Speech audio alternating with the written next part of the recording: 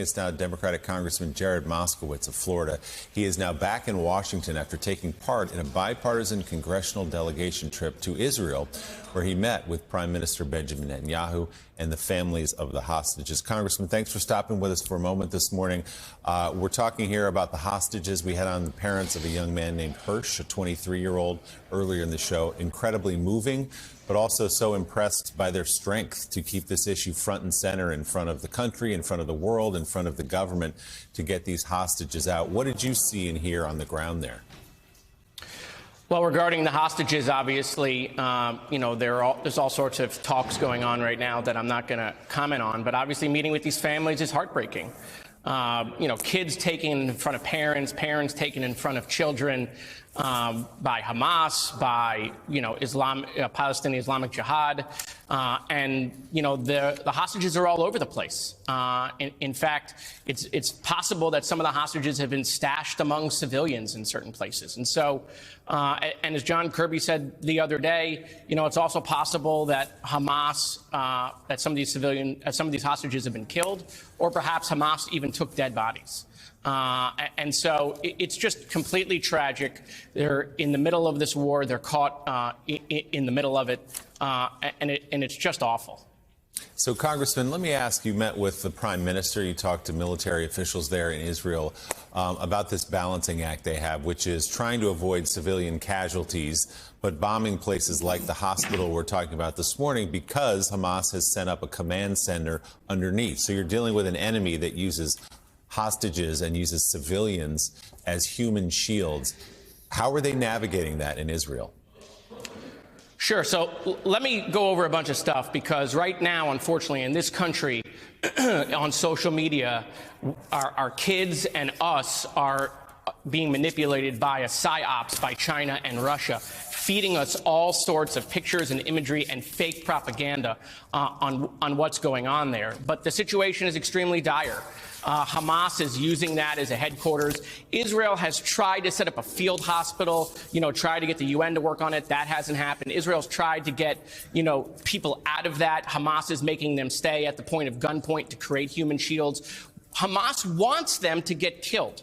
Hamas wants Palestinians to be killed and then to feed that propaganda. Hamas is not interested in winning the day-to-day war. They're interested in winning the propaganda war, which they are winning with the helps of China and Russia and the social media platforms. And so, look, Israel is doing what it can. But Hamas is turning things down. They're turning down incubators. They're turning down fuel, to get to that hospital.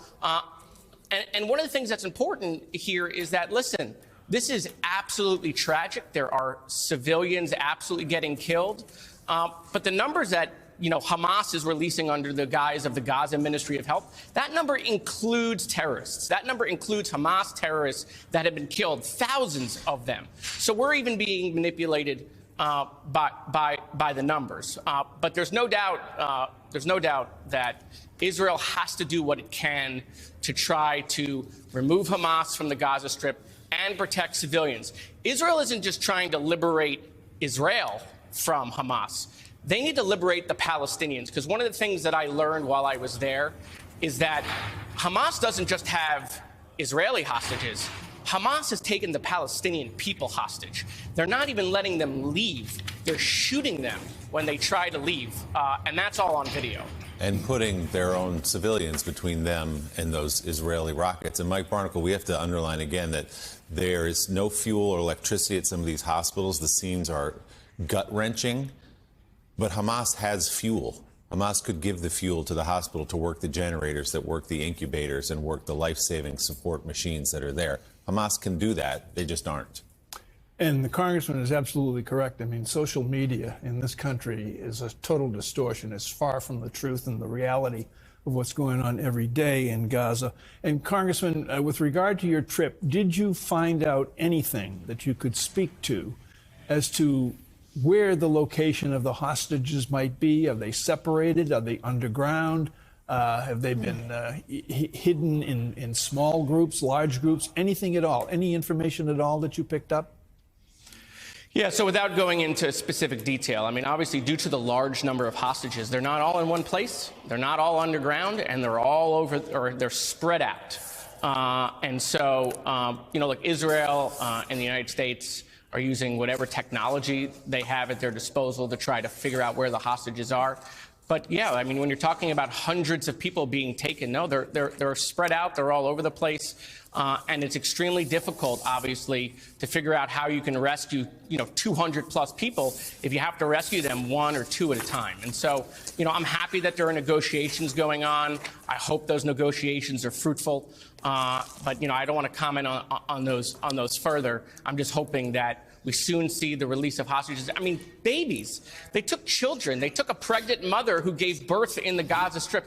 I mean, this stuff is disgusting. My colleagues right now are watching a video that I saw in Israel. Right now, they're in the Capitol watching that video. And that video is going to show that Hamas copycatted the Nazis.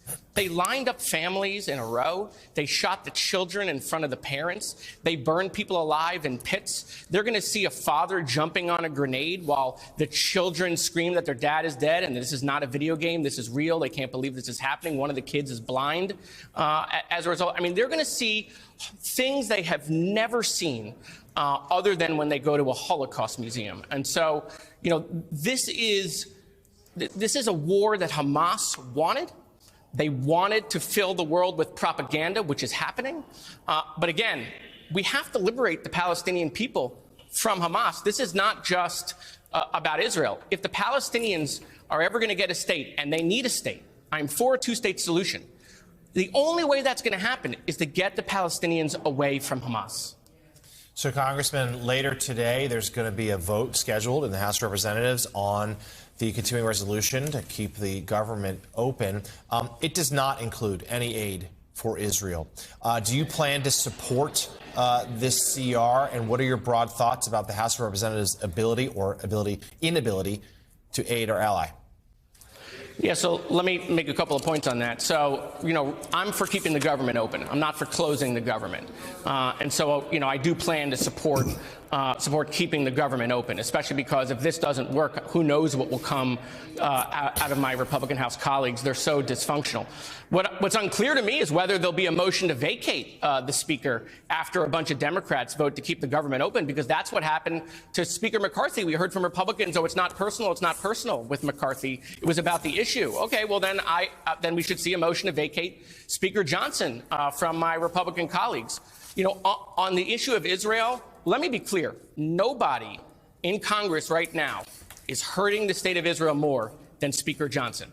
By politicizing that aid bill, by putting cuts in there, by conditioning aid, something we have never done before, something that's going to set a terrible precedent when we need disaster supplementals in the future. By doing that, he played politics. Rather than having 400 people on the House steps, bringing Democrats and Republicans together, supporting our number one ally in their greatest time of need, he decided to divide us. And Israel doesn't have that aid now. They don't have new Iron Dome projectiles that they need because of Speaker Johnson. That bill, if it was clean, would have passed the Senate. The president would have signed it. We need humanitarian aid for the Palestinian people, right?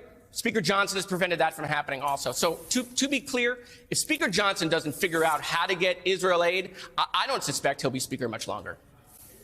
Congressman Jared Moskowitz, thank you very much for coming on the show this morning.